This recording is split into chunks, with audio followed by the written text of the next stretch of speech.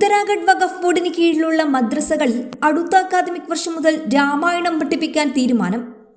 ബോർഡിന് കീഴിലുള്ള 117 മദ്രസകളിലും രാമായണം പഠിപ്പിക്കുമെന്ന് ഉത്തരാഖണ്ഡ് വഖഫ് board chairman Shadab Shams അറിയിച്ചു. സംസ്കൃതം പഠിപ്പിക്കുന്നതിനൊപ്പമാകും മദ്രസകളിൽ രാമായണ പാഠഭാഗം കൂടി ഉൾപ്പെടുത്തുക.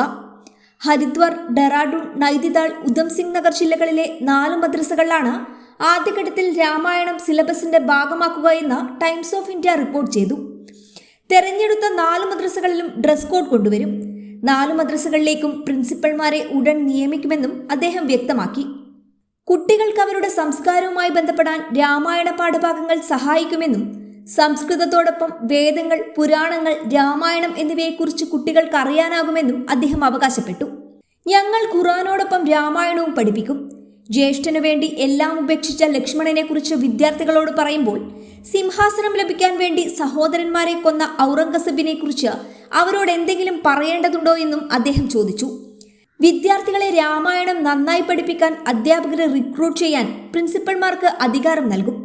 വിപുലമായ ക്രമീകരണങ്ങളാണ് നടത്തുന്നതെന്നും തെരഞ്ഞെടുക്കപ്പെട്ട 4 മദ്രസകൾ സ്മാർട്ട് ക്ലാസ് റൂമുകളോടെ മാതൃകാ മദ്രസകളായി വികസിപ്പിക്കുമെന്നും സ്ഥാപനങ്ങളുടെ വിദ്യാഭ്യാസ നിലവാരം ഉയർത്തുന്നതിന്റെ ഭാഗമായി national council of education research and training ബുക്കുകൾ അവതരിപ്പിക്കുമെന്നും വഖഫ് ബോർഡ് ചെയർമാൻ അറിയിച്ചു.